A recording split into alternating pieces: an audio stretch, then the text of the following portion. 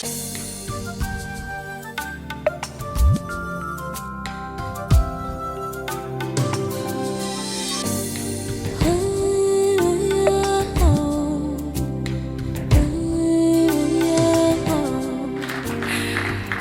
y a un temps pour tout, il y a un temps pour tout et un moment pour toutes choses sous le soleil. Mesdames et messieurs, shalom et bienvenue dans ce nouveau numéro d'État Grandeur. Nous commençons toujours avec un large sourire parce que la vie en Christ, c'est la meilleure. Alors, je ne serai pas seule à la présentation. Je serai avec un homme de Dieu que vous connaissez, que vous avez déjà vu. Alors, lui, il joue toujours... il a toujours deux casquettes quand il vient dans ce programme. Soit il se met des côtés de l'invité, soit il se met du côté de co-présentateur. Alors aujourd'hui, il revient dans ce programme en tant que co-présentateur. Lui, c'est l'homme de Dieu, le pasteur David Aeka, à qui nous disons shalom. Shalom, maman Dorcas. Tout va bien? Oui, par la grâce de Dieu, mais ça va. Ça faisait longtemps qu'on a pu co-présenter ce programme. Alors, c'est un réel plaisir pour moi de le faire encore avec vous dans cette merveilleuse émission. Merci beaucoup, homme de Dieu. Alors, nous n'allons pas encore dévoiler qui sera notre invité. Tout à fait. Ils vont les découvrir. Juste le temps pour nous de souhaiter, de dire encore bienvenue à ceux-là qui nous regardent pour la toute première fois. Nous, c'est BioOne Télévision. Nous, c'est l'émission Ta Grandeur. Non pas pour parler de notre grandeur à nous, parce que devant ces dieux, on est vraiment, vraiment petit, mais c'est pour parler de sa grandeur. Alors, ce Dieu-là, il est présent au milieu de nous. Il est grand. Il est tellement immense. Il est amour. Il est fidèle. Amen. Vous avez carrément tout dit. Il est grand, puissant, omniprésent. Il est tout pour nous. Ah oui, il est tout pour nous. Alors, il nous fait grâce également d'entrer dans vos maisons pour vous apporter encore la bonne parole. Shalom à ceux qui nous regardent via les réseaux sociaux. Shalom à ceux qui vont nous écouter sur la 87.8 MHz BioOne FM. Et shalom également à vous qui nous suivez maintenant sur BioOne Télévision. Mesdames et messieurs, nous avons l'honneur de vous présenter le docteur Prosper Kianonga. Il est pasteur de l'église Chama Cité d'Excellence. Ah oui, le docteur de la parole est là, il nous apporte la parole. Shalom, homme de Dieu, mettez-vous. Alors, c'est par lui que nous allons bien manger aujourd'hui dans ce programme. Le docteur Prosper Kianonga. Voilà, je n'ai pas massacré son nom. Tout à fait. Le docteur de la parole, Dieu l'a choisi aujourd'hui, c'est par lui que l'Éternel nous fera énormément du bien. Alors, docteur Prosper, shalom, bienvenue dans ce programme. Shalom, maman Dorcas. Merci pour cette invitation. Merci beaucoup de nous honorer en ce jour. Alors, c'est une première pour vous de passer dans ce programme. Il y en a peut-être qui vont vous découvrir pour la toute première fois. Je l'ai dit tantôt que vous êtes le père de quelqu'un spirituellement, mais vous êtes également les papas de plusieurs. Donc, nous aussi, nous sommes vos enfants. Parlez-nous brièvement de votre rencontre, de votre histoire d'amour avec le Seigneur Jésus-Christ. Merci bien, maman Dorcas. Mon histoire est vraiment émouvante.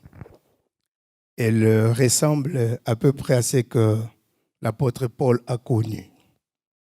J'ai évolué dans les études universitaires et quand j'ai fini, on nous fêtait ces jours-là. Et après, comprenez, une fête, et je rentrais pour la maison. Et c'est devant l'actuelle prison centrale de Makala, à 12 heures, que j'ai senti comme quelque chose m'arrêter. Et je me suis arrêté. Pendant une trentaine de minutes, sous le soleil, je n'avais pas la force d'avancer. Et les gens passaient, ils ne savaient pas ce qui s'est passé. Et après une trentaine de minutes, j'ai commencé à entendre une voix qui me questionnait en disant « Jusqu'à quand? Jusqu'à quand? Jusqu'à quand ?» En français comme ça. Et puis, il s'est présent et dit, je suis le Seigneur Jésus qui t'appelle. Abandonne cette mauvaise vie et viens me servir. Et j'étais dans une vie très sale. J'étais dans les choses de la musique, comme un jeune étudiant dans les choses de compagnonnage. Et je sortais d'un endroit très sale, un dimanche. Et j'ai toujours considéré que c'est une grâce particulière. Parce qu'un dimanche, les saints sont en train de faire monter la louange et l'adoration, mais les dieux saints s'intéressent à un pécheur. Amen. Il sortait d'un endroit sale pour l'appeler directement. Et j'ai entendu cette voix, et chaque fois que cette voix sortait, la force me quittait. Et j'ai répondu comme on parle à un homme, parce que je l'écoutais comme vous m'écoutez. Et j'ai dit, Seigneur Jésus, c'est toi qui m'appelles. Et j'ai été sincère, j'ai dit, je ne saurais pas te servir à moins que tu m'aides. Et j'ai parlé comme ça, je lui ai dit, regarde, j'ai une vie sale, une vie désordonnée, mais si tu m'aides à sortir de ça, je suis prêt à te servir. Alors j'ai senti la force me revenir et je devais marcher de Selembao jusqu'à Delvaux à pied. C'est pas loin. C'est une distance qui pouvait prendre 30 à 40 minutes, mais j'ai fait 5 heures parce qu'à chaque pas, la même voix revenait. Et jusqu'à ce que je suis arrivé à la maison à 17 heures. Et je suis entré dans ma chambre et je me suis agenouillé. Je parlais au Seigneur, je dis, Seigneur, aide-moi à sortir de cette vie. Alors, pour la première fois, j'ai entendu un verset biblique clairement dans mes oreilles. Si c'est ton pied qui t'amène au péché, coupe-le. Alors, j'ai dit, alors Seigneur, je comprends. Je suis sorti. J'habitais chez mon oncle qui est pasteur jusqu'à aujourd'hui. J'ai appelé un diacre qui était notre voisin. Je lui ai dit, je vais servir le Seigneur. Cela l'a étonné parce que tout le monde me connaissait dans le quartier. Moi, c'était la musique, c'était les copines, c'était m'habiller, c'était ça ma vie. Alors, il m'a dit juste, bon, tu veux servir Dieu? Bon, je vais prier pour toi que le Seigneur te donne cette joie d'aller à l'église. Il a prié juste. Et le dimanche, je me suis présenté à l'église. J'ai fait plus que ça. Après les cultes, j'ai vu les pasteurs. Je leur ai raconté mon expérience. Et c'est dans cette église qu'on m'a accueilli. 2 semaines après, j'ai fait ma première formation pour diriger une étude biblique. Et on m'a nommé le directeur des études bibliques dans cette paroisse-là. Et c'était parti comme ça avec les seigneurs. Et plus tard, c'est le Campus pour Christ qui va nous aider avec les affermissements, recevoir encore le Seigneur, et puis suivre les 4 lois spirituelles, l'assurance du salut. Et jusqu'à aujourd'hui, ça fait plus de 30 ans maintenant. Pas de regrets, non? Pas de regrets. En tout cas, il n'y a rien de meilleur que cette vie. Et j'ai toujours dit aux gens que ce que j'ai passé beaucoup de temps sans connaître le Seigneur. Si je pouvais le connaître avant, j'aurais plus gagné. Chaque chose a son temps, c'était votre temps, c'était votre jour. Alors, est-ce qu'on peut acclamer les Seigneurs pour ces témoignages? C'est Dieu qui a ramassé, tiré les docteurs Prosper de la saleté, de la boue. Il peut également le faire pour vous. Voilà Amen. Pourquoi ce programme existe. L'homme de Dieu vous donnera également l'occasion, vers la fin, de vous aider également à emboîter les pas, à faire également votre entrée dans la grande famille des enfants de Dieu. Pasteur David. Co-présentateur. Tout à fait. Est-ce que ça sera facile de poser des questions à votre père spirituel? Je crois que oui quand même. Faut chercher des questions vraiment difficiles. Je crois que c'est l'occasion pour moi de le bombarder. Généralement, voilà, aujourd'hui, c'est un peu match retour. Mais il ne faut pas non plus exagérer. Ah oui, sinon... sachant qu'après, ici, sinon, j'aurais des... Voilà. Alors, mesdames et messieurs, nous allons vous dévoiler notre sujet du jour, notre thème d'aujourd'hui, qui est donc le réveil de l'Église pour la grande moisson. Il y a désolation. Loin de lui, il n'y a que la perte, il n'y a que des pleurs, il n'y a que des grincements de dents. Et quand le Seigneur est là, nous avons tout. Sa présence est la réponse à tout. Sa présence est ce qui nous convient de plus précieux. Voilà, mesdames et messieurs, regardez beaucoup plus ce programme avec l'œil spirituel, n'est-ce pas?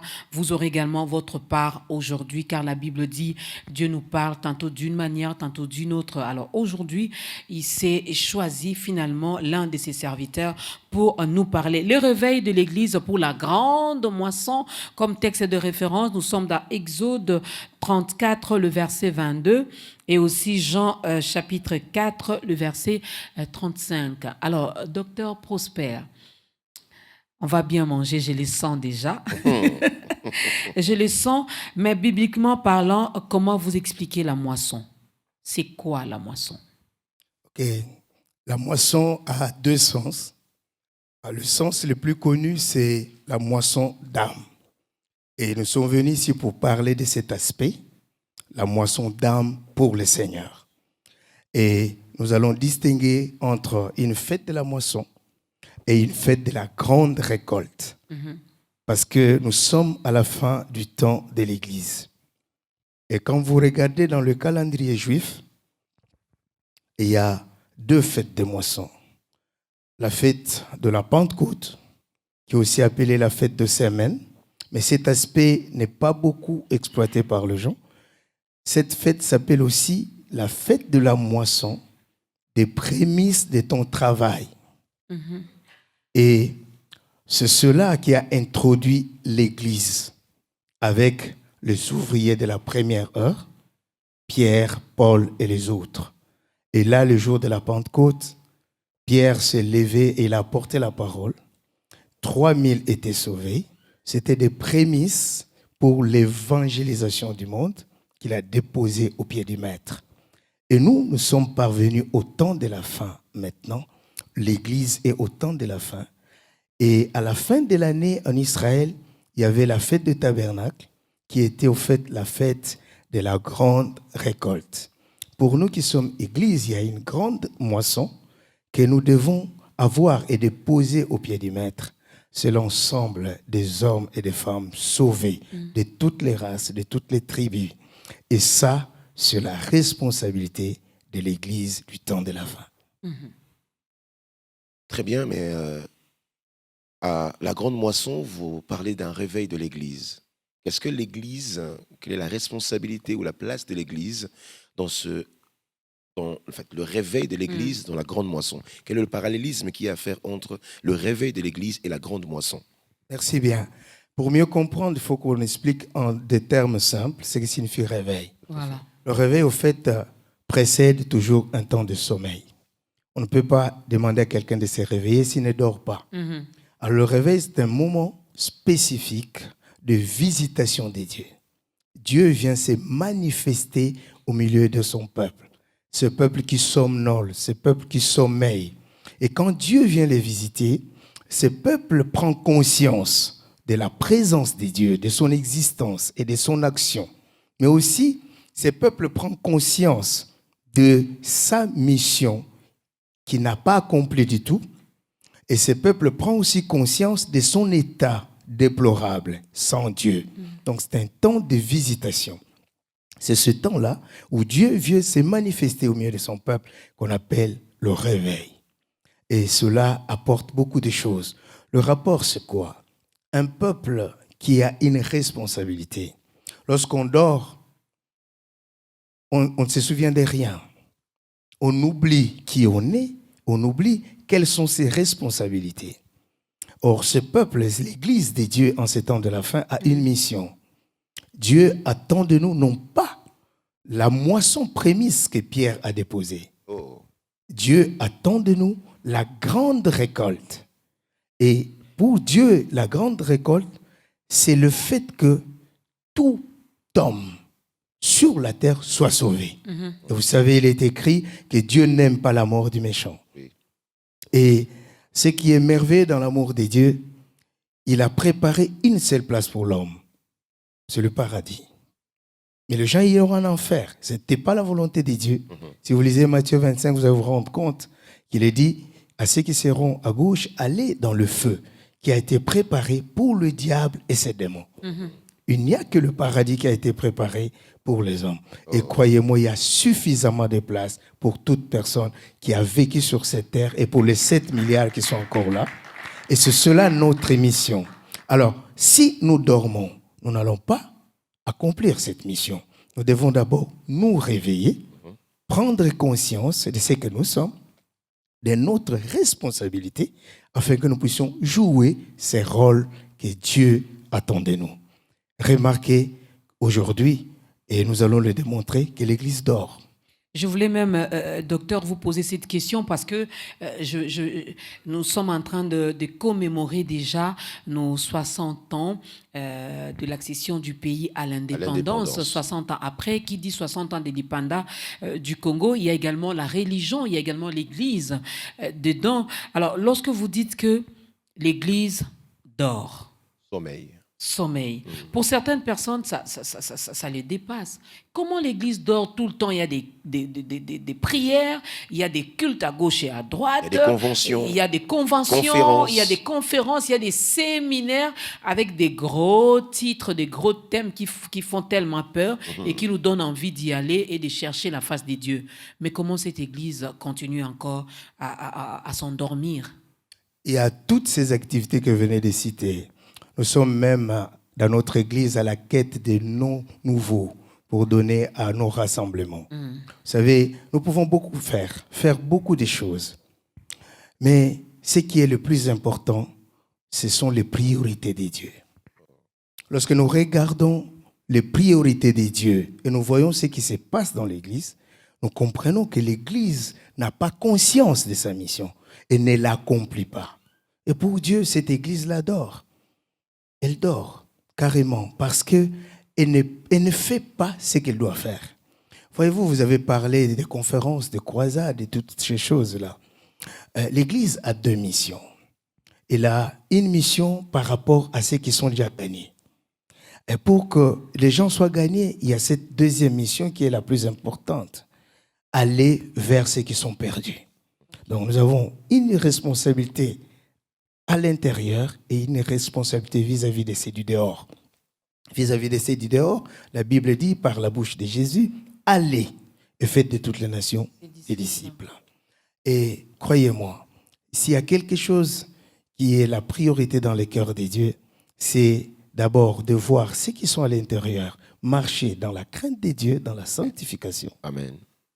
Et lorsque nous regardons que ceux qui sont à l'intérieur, ils marchent comme nous voyons dans l'Église actuelle, je crois que la crainte des dieux, malgré que nous prions, est devenue malheureusement une denrée assez rare.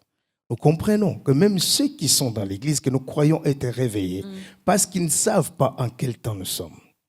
Et ils ne font pas ce qu'ils devaient faire par rapport au temps. Même eux, ils dorment. Oh. Et vis-à-vis de ceux du dehors, aujourd'hui, l'Église s'est retournée sur elle-même. Mais qu'est-ce qui fait ça, docteur? Je me réfère, peut-être que je n'existais pas encore, mais quand j'ai fait un peu mes recherches, l'Église vers les années 70, les années 80, les années 90, moi je dirais que l'Église était vraiment réveillée. On pouvait parler de l'Église de réveil dans notre pays, où les gens, les pasteurs, les docteurs, les évangélistes, les prophètes que vous êtes avaient ces soucis-là de gagner les âmes. Moi, j'ai vu comment les hommes de Dieu étaient derrière moi, finalement, pour que je dise oui au Seigneur Jésus-Christ. Ils ne lâchaient pas. Et même si tu dis oui aujourd'hui, mais ils continuent, il y avait des suivis, ce qui n'est pas le cas aujourd'hui. Mais qu'est-ce qui a ramené ou amené ces changements? Qu'est-ce qui a ramené l'Église en arrière? Ok, vous avez bien localisé. C'est pendant ces temps-là qu'il y a eu réveil dans notre nation. L'Église s'est réveillée. L'Église a pris sa responsabilité en main. Aller vers le perdu. Évangéliser. Remarquez avec moi qu'aujourd'hui, les croisades d'évangélisation ont presque disparu. Même quand les gens sont invités dans des stades, à la place d'évangéliser, ce sont des croisades de prière qui sont organisées pour le chrétien. Et ce sont des croisades, des appels de fonds. Ou des démonstrations. Et des démonstrations. Donc, moi, j'ai béni Dieu pour votre émission parce que chaque fois, vous faites un appel au salut. Aujourd'hui, que Dieu vous bénisse pour ça, vraiment. Et aujourd'hui, il y a combien d'églises, combien de pasteurs prêchent et font des appels au salut? C'est un problème. Vous avez demandé qu'on situe pourquoi nous avons reculé. Dieu a visité cette nation. Il y a un grand mouvement de réveil qui est venu. Et à l'époque, on avait des groupes de prière. Et quand on y allait, c'était la repentance. Les gens donnaient leur vie au Seigneur. Les gens pleuraient dans des assemblées. Et il y avait aussi le Campus pour Christ, qui aidait beaucoup avec film Jésus, le poignet, la croix et le poignard. Et on faisait des appels. Les gens étaient affermis. Mais depuis que nous sommes devenus des églises, le message a changé. À la place de la repentance, du salut, de la sanctification, nous avons pris le message de la bénédiction. la prospérité comme on l'a prêché dans notre nation. La prospérité, c'est un message biblique. Mais la manière dont on a prêché cela dans notre nation a endormi l'Église. J'ai même entendu des grands évangélistes qui étaient des grands gagneurs d'âme dire qu'ils ne pouvaient plus prêcher sur le péché parce que Dieu les mandatait pour prêcher simplement sur la bénédiction. Et quand on a parlé de la bénédiction, on n'a pas montré un fondement. Dieu, avant de bénir quelqu'un, il a d'abord besoin de les sauver. Amen. La bénédiction, ça, ce sont les bénéfices du salut. Comment est-ce qu'on peut donner à quelqu'un les bénéfices sans avoir trouvé les saluts? Si nous rentrons dans notre langage des Quinois, vous n'avez pas acheté quelque chose et vous demandez le matabisi. Comment on va vous traiter? On va vous dire que vous êtes un sorcier parce que le mot, il est sur toutes les lèvres. Vous voyez une maman qui vend au coin de la rue, elle vend des cacahuètes et vous passez là sans payer, vous dites, maman, paie-ça à matabisi. Elle va dire, mais regardez cet homme, c'est un sorcier. Il n'a rien acheté, mais Il n'a rien demande acheté. Parce que vous n'avez pas trouvé les saluts. Comment pouvez-vous avoir les bénéfices du salut? La Bible dit, cherchez premièrement le royaume des cieux. Et quand nous voyons toutes ces choses ici, nous comprenons que l'Église dort. Nous, les prédicateurs, nous dormons. Et nous endormons le fidèle. Et le résultat, c'est quoi? Regardez aujourd'hui. L'Église, au lieu d'être la lumière du monde, mais à la place, l'Église est devenue les lieux des scandales. Scandale. L'Église est malade. Malade surtout de nous, les serviteurs de Dieu. Et malade. Voyez-vous, même le païen commence à nous prêcher. C'est le monde à l'envers. Dans leur théâtre. Pour qu'un théâtre réussisse, il faut qu'on parle de pasteurs, qu'on parle de prophètes qui ont fait tel scandale, qui ont escroqué. Alors, comment est-ce que nous pouvons aller vers ces gens et les gagner? Donc, nous sommes dans un profond sommeil. Ça, c'est le premier message qui a endormi l'Église. Le message de la prospérité, qui est une vérité biblique. Il y a un deuxième message, madame. Aujourd'hui, nous sommes tous d'accord. Vous entendrez des prédicateurs dire, nous sommes au temps de la fin. Mais quel est le message du temps de la fin? Moi, je crois que le message devait être celui de la Bible. Prépare-toi à la rencontre de ton Dieu. Le message qu'on devait avoir à l'Église, parce que nous savons que Jésus revient bientôt. Nous devions dire comme l'apôtre Paul, achevez votre sanctification dans la crainte de l'Éternel. Amen. Nous devions parler comme Jean qui dit que c'est lui qui est saint, qui se sanctifie encore. Mais à la place, aujourd'hui, c'est les combats spirituels. Je reviens une fois de plus. Le message est biblique. Mais lorsque vous voyez la manière dont il est donné, et puis le temps, et qui en a besoin, moi je peux vous dire que ce message-là est devenu une séduction. Pourquoi? Parce que c'est lui qui a reçu Jésus. Jésus l'a affranchi. La Bible même dit que si le Fils de l'homme vous a franchi, vous êtes réellement libre. Amen. La Bible dit, il n'y a donc point de condamnation pour ceux qui sont en Jésus-Christ. Je vais vous étonner. J'ai entendu un pasteur, j'étais au volant, qui dit, Moutoua kosayote, que personne ne te trompe, qu'il n'y a plus de condamnation pour ceux qui sont en Jésus. Moi, je me suis dit, il devait dire que la Bible ne te trompe pas. Il devait dire que le Saint-Esprit qui a inspiré cette parole ne te trompe pas. Dieu déclare qu'il n'y a plus de condamnation. Mais nous, les pasteurs, nous montrons à nos fidèles, nous sommes même prêts à les convaincre qu'ils sont dans des prisons jusqu'aujourd'hui. Alors, où est l'œuvre que Jésus-Christ est venu faire? Accomplir à la croix. Nous avons annulé cette œuvre. Et maintenant, quel est le résultat? Les chrétiens qui sont dans l'église, ils peuvent faire 5 ans, 10 ans, 15 ans. Ils sont en train de chercher leur propre délivrance. Pendant tous ces temps. Alors que Dieu les attend pour être la lumière du monde. Pour aller prêcher aux autres. Non, il faut entrer en profondeur. Aujourd'hui, c'est l'envoûtement. Laissez-moi vous dire, madame, que prêcher l'envoûtement aux chrétiens, c'est une honte pour l'église. Parce que c'est lui qui était spécialiste dans l'envoûtement. Il s'appelle Balaam. Vous connaissez l'histoire dans Nombre 23. Tout à fait.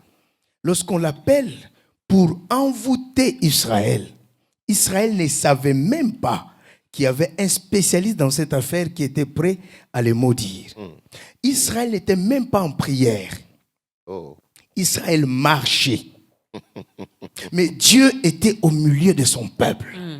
Lorsque Balaam le regarde, il a été payé pour ça, pour le maudire, les envoûter. Mais il dit, je ne peux pas le faire.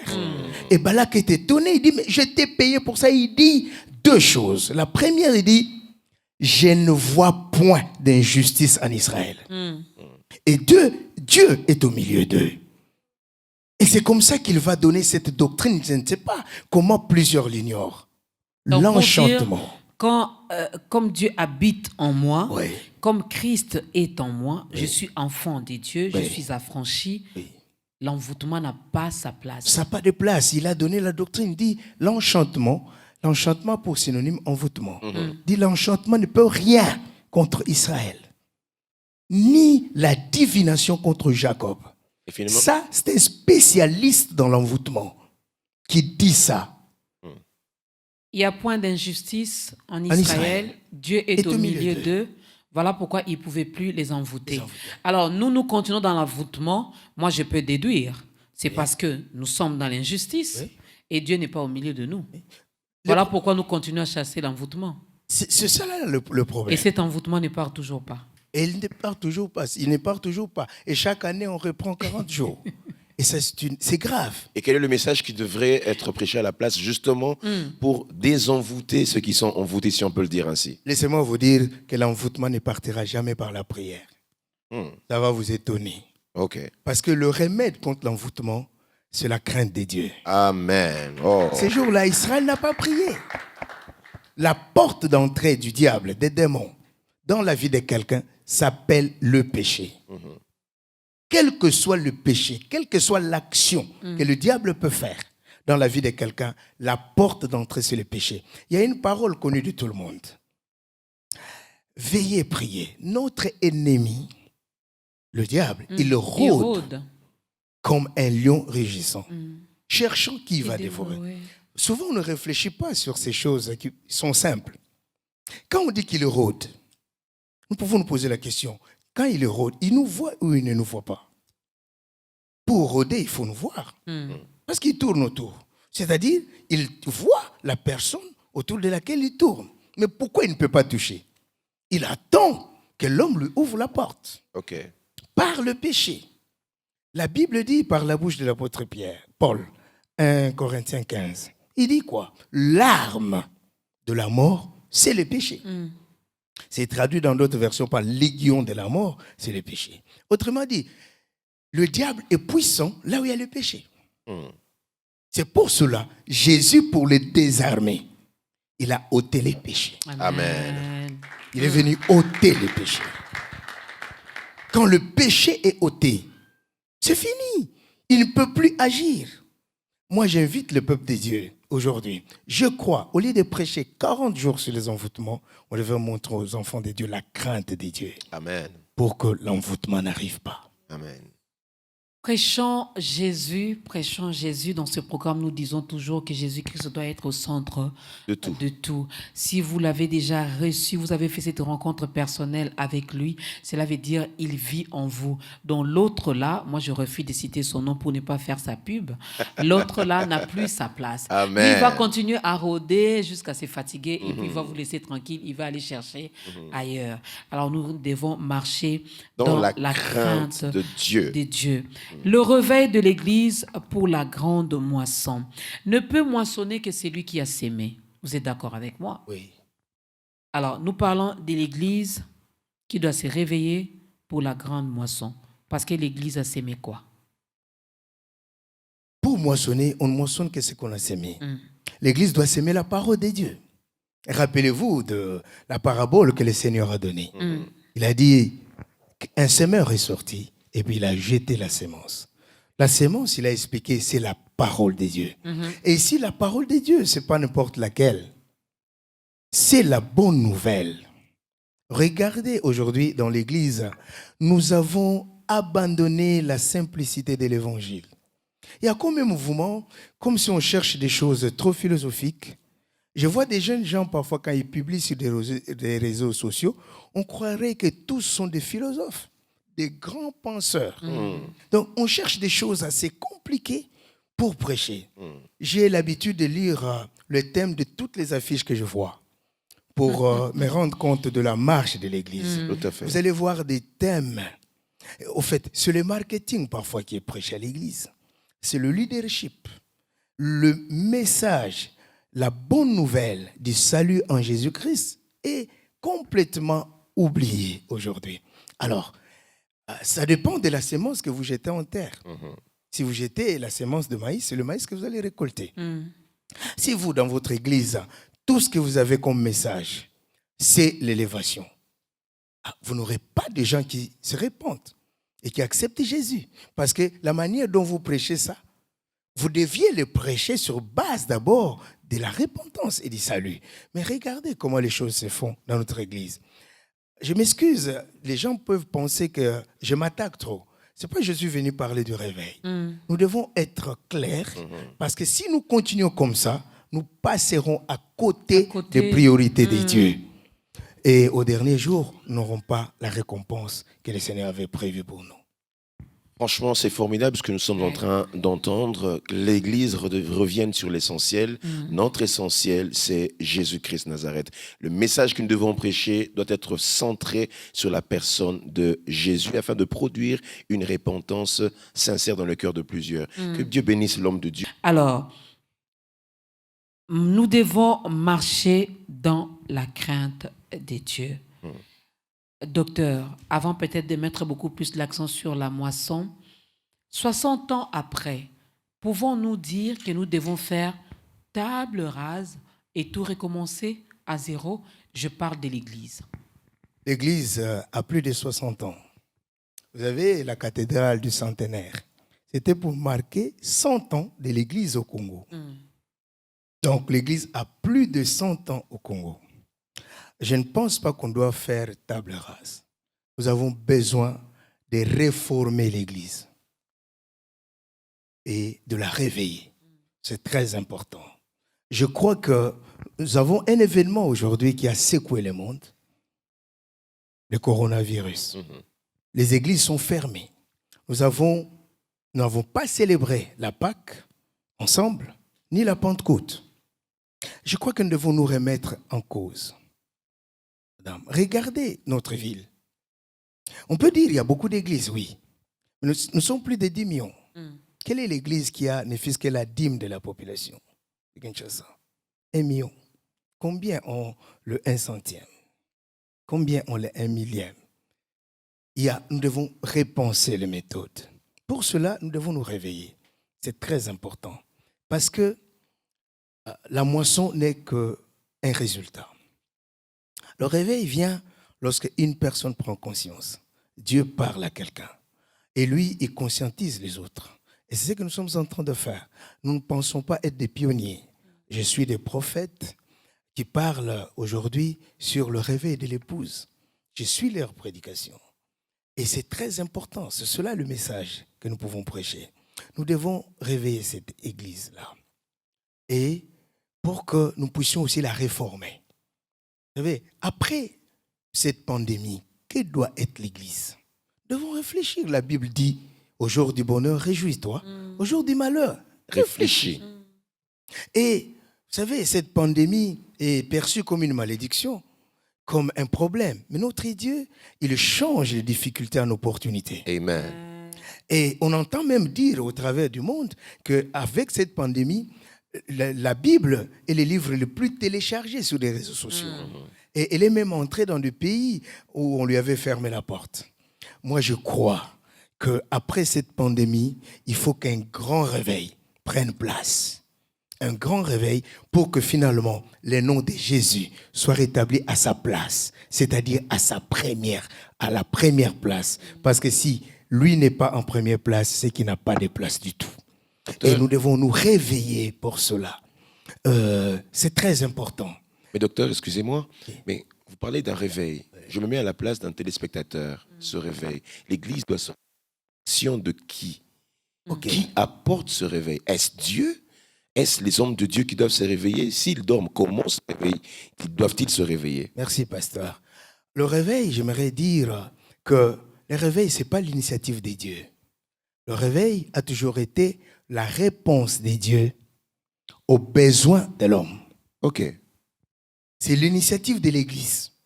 Quand est-ce que l'Église va prendre cette initiative? Ça, quand elle va se rendre compte que ce qu'elle vit n'est pas ce qu'elle devait vivre. Okay. Regardez quand vous lisez Isaïe 63.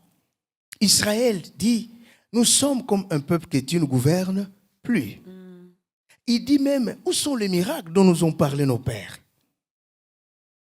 Et c'est comme ça qu'ils vont dire dans la suite, oh, si tu déchirais les cieux, si tu descendais. C'est cela le réveil, quand Dieu vient visiter son peuple. Mais pour que Dieu vienne, c'est l'homme, c'est l'Église qui doit prendre conscience. Aujourd'hui, l'Église qui devait être la lumière du monde, comme dit mon père spirituel, au lieu que l'Église envoie la lumière, mais elle envoie une fumée qui fait tousser le monde entier. Et ça fait mal aux yeux. Et ça fait mal aux yeux aujourd'hui. Nous devons nous réveiller. Nous avons besoin, pour que le réveil vienne, nous avons besoin des intercesseurs prophétiques. Des véritables fils d'Issachar. Maman Dorcas.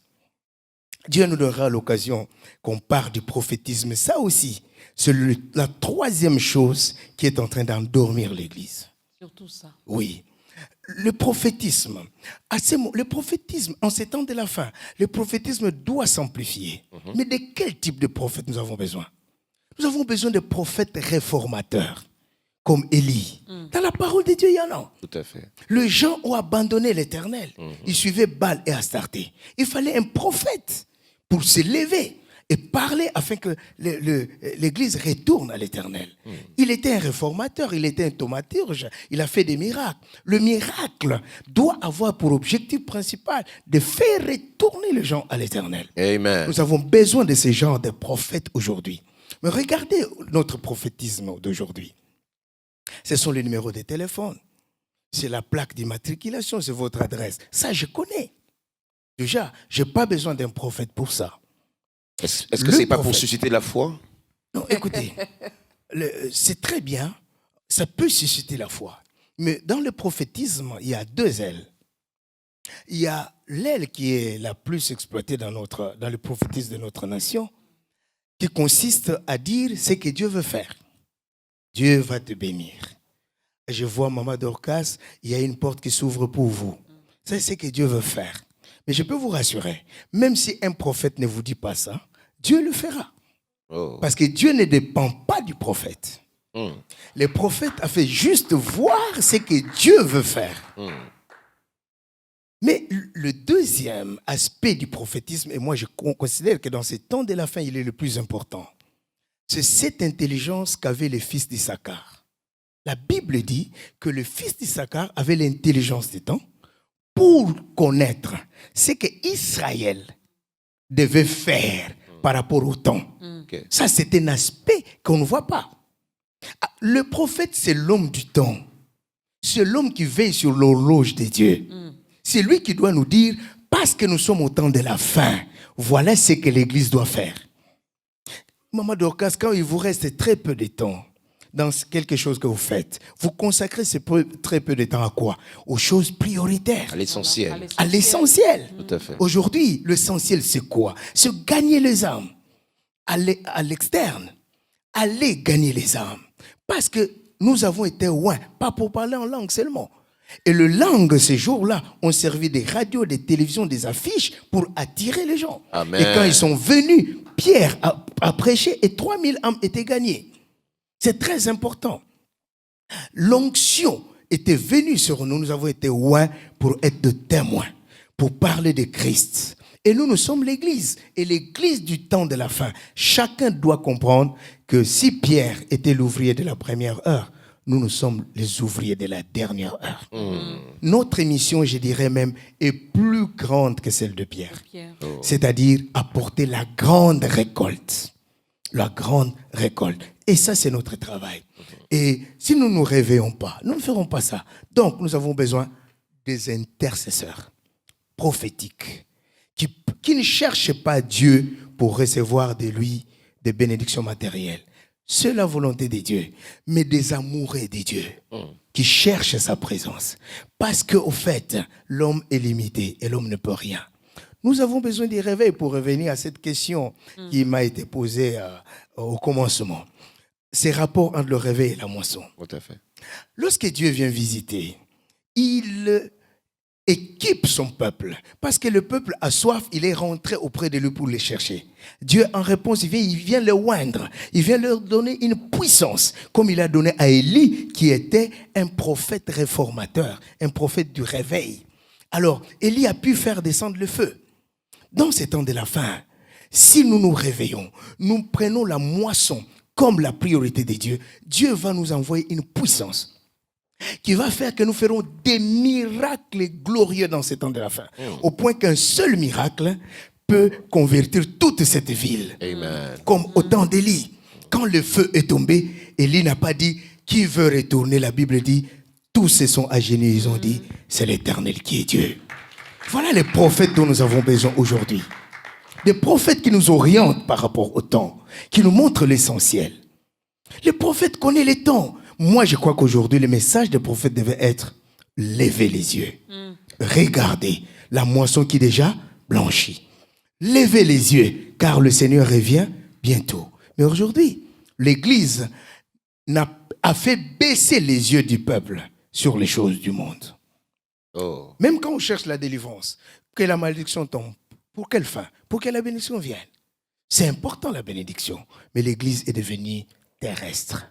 L'Église est devenue terrestre, docteur. Je suis également choquée. Nous parlons de l'Église, nous parlons des chrétiens, nous parlons des enfants de Dieu. Alors, pourquoi je suis choquée? Je me pose la question de savoir où est le Saint-Esprit? Ou encore, où était le Saint-Esprit quand l'Église a entré dans ce profond sommeil? Il est toujours là. Il est le Parakletos, qui signifie avocat. C'est lui qui vient t'aider là où toi tu ne peux pas. C'est ça même le rôle d'un avocat au tribunal. Parce que le client ne connaît pas, n'est-ce pas, comment ça se passe. Il lui vient l'aider. Juridiques et autres. C'est dire quoi? Un client, pour qu'un avocat vienne, il faut que le client aille vers l'avocat. Tout à fait. C'est le rôle de l'Église de dire que nos stratégies, tout ce que nous avons enseigné n'a pas répondu à ce que Dieu attendait. Retournons auprès du Seigneur. Recherchons le Saint-Esprit. C'est ce retour-là même qui va faire que Dieu vienne nous visiter. Croyez-moi, prophétiquement, il y a un grand réveil qui doit venir avant que l'Église ne parte. Un grand réveil. Et c'est très important. Ces grands réveils-là, c'est pour que nous puissions prendre la grande récolte et mettre dans le grenier des dieux. Donc c'est l'Église qui doit retourner auprès du Seigneur et dire, Saint-Esprit, oins-moi encore. Parce qu'il y a de grands défis qui sont devant moi. Est-ce que, docteur, alors j'étais en train de réfléchir, nous connaissons tous la situation qui prévaut dans le monde, la situation sanitaire dont vous avez parlé, le Covid-19 ou le coronavirus, qui paralyse un peu, qui a paralysé pratiquement tous les secteurs, même les églises. Selon vous, docteur, est-ce que le Covid-19 n'est pas une interpellation? Est-ce que le Covid-19 n'est pas un moyen pour Dieu de réveiller un peu son Église qui sommeille? Vous avez parlé des prophètes, nous avons vu plusieurs églises avoir des activités couvrant, par exemple, le mois de mars, le mois de juin, mais subitement, à cause de Covid, plus d'activité. Est-ce que ce n'est pas, selon vous, qu'est-ce que vous en pensez? Est-ce que ce n'est pas un moyen pour Dieu de réveiller son Église qui sommeille, comme vous l'avez si bien élucidé tout à l'heure? Ok, merci bien. Je ne veux pas dire que c'est Dieu qui a envoyé le coronavirus. Mais on sait que c'est lui qui a permis. S'il ne voulait pas, ça... Ce que je veux dire, c'est que c'est tout un langage. Parce que la Bible dit, au jour du bonheur, réjouis-toi, mais au jour du malheur, réfléchis. Ce qui est arrivé à l'Église doit nous pousser à réfléchir. Et même partout, même les nations les plus puissantes, elles se sont rendues compte qu'au fait, leur puissance n'était rien. C'est rien. Regardez aujourd'hui, c'est l'Afrique, là où on a prophétisé l'hécatombe.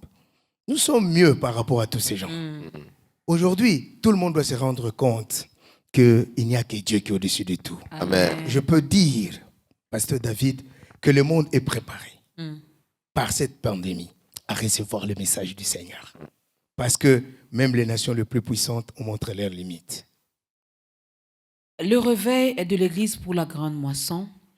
La moisson, l'Église doit se préparer, l'Église doit revenir au pied du Maître. Le réveil commence par une personne et puis ça peut passer par les autres. Aujourd'hui, Dieu passe par vous, docteur Prosper, pour nous parler, pour nous donner ce message, pour interpeller son Église, pour réveiller l'Église. Je remarque également dans notre pays qu'il n'y a pas d'unité. Je parle des hommes de Dieu que vous êtes. Un élément important. Le pasteur David est à côté de moi, vous êtes là, il y a les pasteurs X, les pasteurs Y. Il y en a peut-être qui nous regardent, qui disent, celui-là, c'est quoi ça encore? Moi, je me disais déjà, dès que l'Église va ouvrir ses portes, je vais lancer une grande campagne pour... ça fait rire, mais ça nous fait également mal. J'ai vu, ça c'est une parenthèse que j'ouvre rapidement, j'ai vu dans les réseaux sociaux, quelqu'un, pour moi, c'est vraiment une moquerie, qui dit, bientôt les portes des églises seront ouvertes et les hommes de Dieu vont vendre. Ils vont vendre quoi? Les masques à autant de prix, les masques sanctifiés ou prophétiques, ils vont vendre les gels désinfectants, ils vont vendre ceci ou cela. C'est une façon pour le monde de se moquer de l'Église. Alors, lorsque vous nous lancez ces messages, que nous devons nous réveiller, le réveil passe par un, ça passe aujourd'hui par vous. Pensez-vous que les autres vont recevoir facilement ces messages? Surtout qu'il n'y a pas d'unité. On ne va pas se voiler la face. Le manque d'unité est un signe de sommeil. L'Église. Malheureusement, lorsque vous voyez l'épître de Paul aux Corinthiens, tout ce qui reproche à ces saints de Corinthe, c'est ça qu'on peut reprocher à l'Église de notre nation. Malheureusement. La Bible déclare ceci, que quand la sentinelle voit un danger venir, et je répète, je ne suis pas le seul qui est en train de parler de ces choses. Beaucoup sont en train de sonner de la trompette. Mais lorsque la sentinelle sonne de la trompette et que quelqu'un se laisse avertir, il sera sauvé. Mais s'il ne veut pas se laisser avertir, ça c'est son problème. Moi je crois que j'ai fait ma petite part. C'est vrai que je n'ai pas peut-être une grande voix, mais Dieu utilise même des choses faibles. Je demande aux autres de considérer que l'homme qui vous parle, c'est le plus faible, c'est le plus petit de tous. Vous êtes grand, mais au moins, reconnaissez que nous sommes à la fin des temps. La Bible dit « rachetez le temps, car les jours sont mauvais ». Il y a d'autres traditions qui donnent ça mieux. Racheter le temps, ça veut dire utiliser le peu de temps pour des choses importantes. C'est cela le vrai sens. Donc, les jours sont mauvais. Regardez la confusion dans laquelle nous sommes. Et bientôt, là, la trompette va sonner. Je me rappelle quand j'étais en 2e secondaire, j'ai lu un texte, le curé de Cucugnan. Un prêtre qui est mort, il est allé au paradis, mais il regarde au paradis, personne de ses paroissiens. Il va au purgatoire, personne. Et puis, il va en enfer, on lui dit, viens voir comment nous rangeons tes fidèles en enfer. Je crois que tous les serviteurs de Dieu, nous travaillons parce que le Seigneur nous a appelés, il nous a aimés, mais aussi nous devons nous rappeler qu'il y a une couronne qui nous attend. La Bible dit que l'athlète n'est couronné que s'il a couru selon le principe. L'essentiel, ce n'est pas de courir. L'essentiel, ce n'est pas de prêcher. Nous devons respecter les principes. Nous devons. Si nous ne serons pas couronnés, il y a un message très important. Je ne dis pas qu'on doit prêcher que la repentance. Parce que le salut, il est holistique, il est complet. Mais aujourd'hui, quand vous regardez notre Église, l'essentiel a été mis de côté. Et nous sommes dans les accessoires. Et c'est pour cela que même la bénédiction n'est pas venue. Croyez-moi, les églises aujourd'hui sont devenues au fait de, comment on appelle, des agences de voyage. On prie pour des visas. Sous d'autres cieux, on n'a pas besoin de prier pour un visa. Je me suis toujours posé la question, comment les païens font pour voyager sans pour problème. être tout le temps dans les avions. Alors, comment ils font? Ils n'ont même pas besoin de prier. J'ai été scandalisé un jour, j'étais devant un haut magistrat qui m'a fait venir chez lui parce qu'on lui avait donné des prophéties. Il m'a dit, viens parce que moi je ne connais pas bien ces choses. Et les prophètes qui sont venus, il lui dit, Dieu me dit qu'il va te faire la grâce de voyager pour Londres. Il a dit, moi, je suis fatigué de voyager. Oh là là, quelle Je n'ai honte. pas besoin de ça. J'ai eu honte. Mais écoutez, oui, l'Église doit être une agence de voyage, mais pas pour envoyer les gens à New York, ni à Paris, mais au ciel. Amen. C'est une agence de voyage. C'est le merveilleux, le plus grand voyage, les voyages les plus merveilleux. Et je demande à tous ceux qui nous suivent de ne pas rater ces voyages. Et nous, comme serviteurs de Dieu, devons aider les fidèles à ne pas rater ces voyages, mais à être de ces voyages-là. Maman, le docteur a Nous allons parlé aider aussi. justement de l'agence de voyage qu'est l'Église aujourd'hui. Il dit aussi ta grandeur, c'est une agence de voyage. Tout à fait, parce que tout à l'heure même d'ailleurs, nous allons donner l'occasion au docteur Prosper de lancer un appel pour tous ceux qui désirent voyager. Bien aimé, aller en Europe, c'est une bonne chose. Aller aux États-Unis, partout ailleurs, c'est bien. Mais la joie que procurera ces lieux n'est qu'éphémère. Mais j'aimerais dire à quelqu'un, il y a une destination du reste éternel. Amen. Voyage, il faut alors jamais. Alors, jamais rater ce voyage. Tout à l'heure, le docteur Prosper va lancer un appel pour ce voyage. Vous qui êtes là, vous qui nous suivez, soyez prêts, parce qu'il y a le Seigneur qui vous attend. Alors, j'aimerais dire à toi qui me suis à la maison que nous sommes au temps de la fin. Beaucoup de gens se moquent du bientôt de la Bible. Mais toi qui m'écoutes, tu as la grâce d'arriver au temps de la fin. Aujourd'hui, j'ai un seul appel à te donner. Que tu ouvres ton cœur pour recevoir Jésus-Christ comme ton Seigneur et ton Sauveur personnel. Parce que, mon frère, il y a des choses qui ne dépendent pas de toi. La pluie tombe, on ne te demande pas l'autorisation. La trompette sonnera, on n'aura pas besoin de ton avis. Alors, c'est aujourd'hui, parce que c'est le grand voyage-là, on le prépare aujourd'hui. Si tu peux recevoir Jésus-Christ aujourd'hui comme ton Sauveur et ton Seigneur, tes péchés te seront pardonnés. Aujourd'hui même, ton nom sera écrit dans le livre des vies. Et si la mort te trouve, la mort ne sera pas une punition pour toi, mais ça sera une porte qui t'amène vers cette félicité éternelle. Alors, je t'en supplie là où tu me suis et tu me suivras. Incline-toi quelques instants dans la prière. Je vais t'aider à recevoir le Seigneur. Répète ces paroles simples que je vais te donner. Répète-les avec foi. Dis avec moi, Seigneur Jésus-Christ, aujourd'hui, j'ai entendu ta parole. J'ouvre mon cœur. Je te reçois comme mon Sauveur et mon Seigneur. Pardonne tous mes péchés. Purifie-moi par le sang qui a coulé à Golgotha. Merci, ô Dieu, de m'accepter. Viens dans ma vie.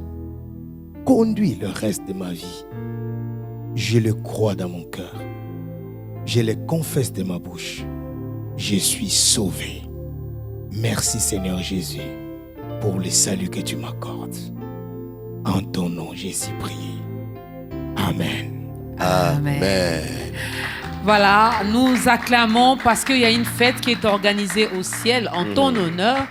Nous pouvons nous permettre sur ce plateau de t'appeler notre sœur, notre frère, parce que désormais nous sommes de la même famille, n'est-ce pas? Et que Dieu est notre Père. Alors, église comme bâtiment, les portes sont fermées, oui, mais il y a notre numéro qui est affiché si vous avez peut-être besoin de la prière, vous voulez bien parler avec un homme de Dieu qui est passé dans ce programme, vous pouvez nous appeler, on pourra toutefois vous orienter, mais les docteurs Prosper donnera également ses contacts, soyez donc patients.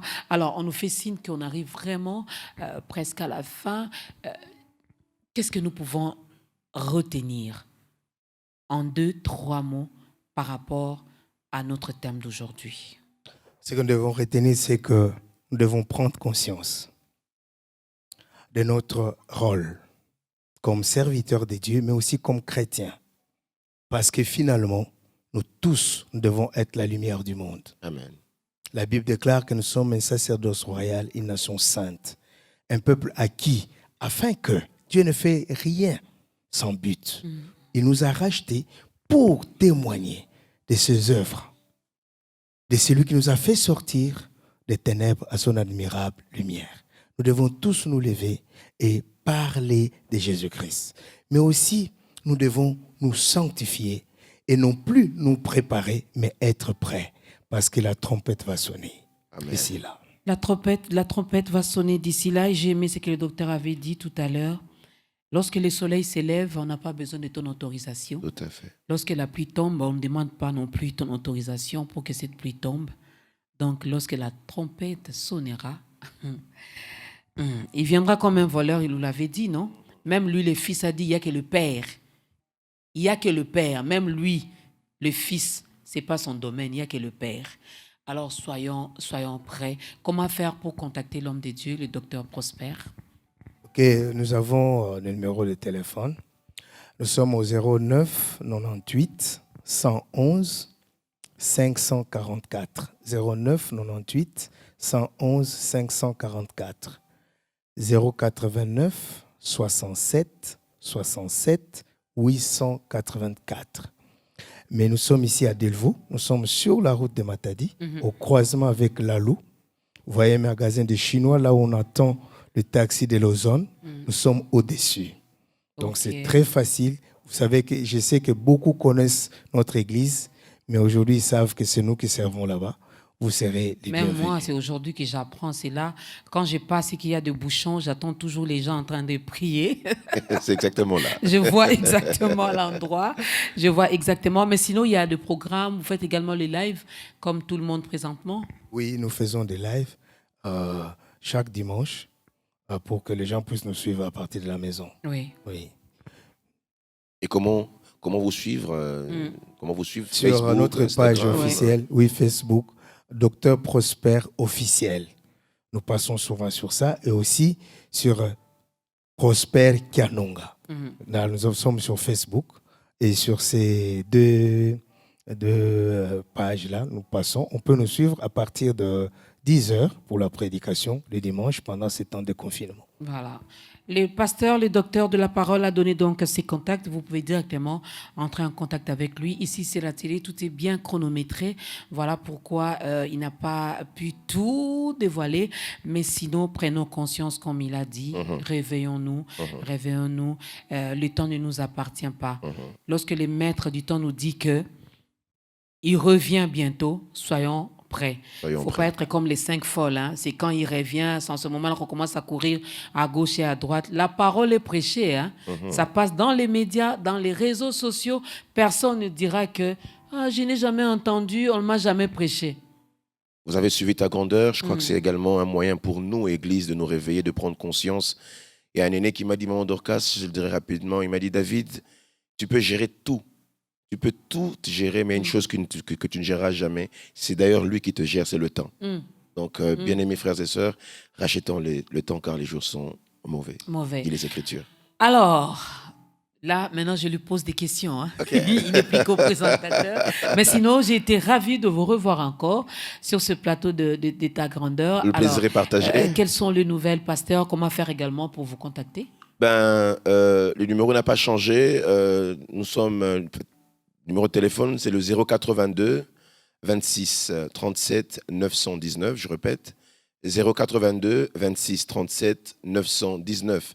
Mais également, pour nous suivre, c'est notre page YouTube, David Aeka, Pasteur David Aeka, Facebook, Pasteur David Aeka également. Vous pouvez suivre nos interventions. Voilà. Alors, je vais poser la dernière question au docteur. Vous êtes content de votre fils? Il ne vous a pas massacré avec les questions, non? Non, non.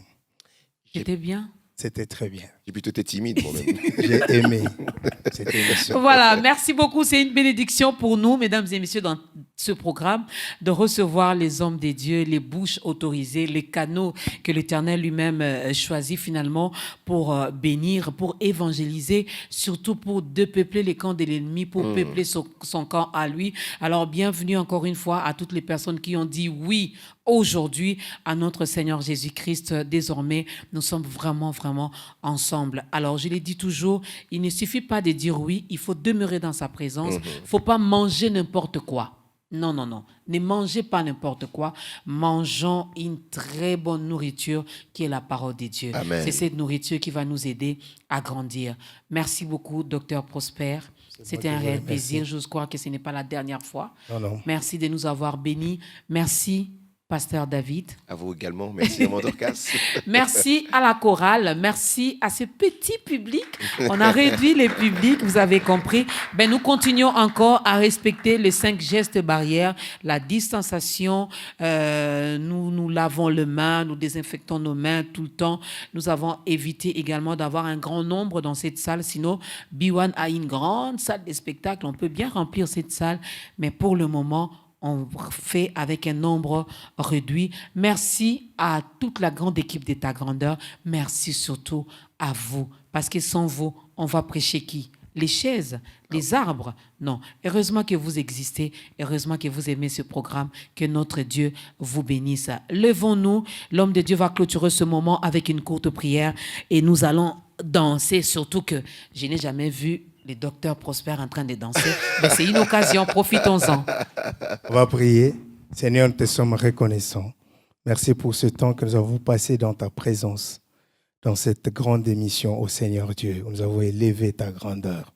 Nous prions, Seigneur, que tu bénisses tes serviteurs et tes servantes que tu as placés dans cette institution pour permettre que ta voix soit écoutée le plus loin possible. Bénis leur travail, garde-le.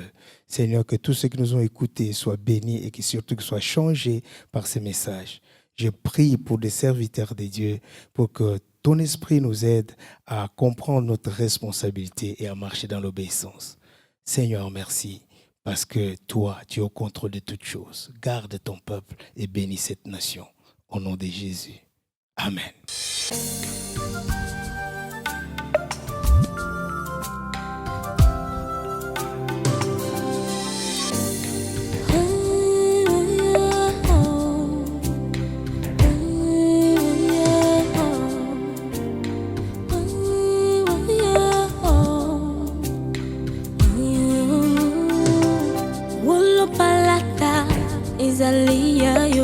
Balobi boni na zanga ta boucle d'oreille.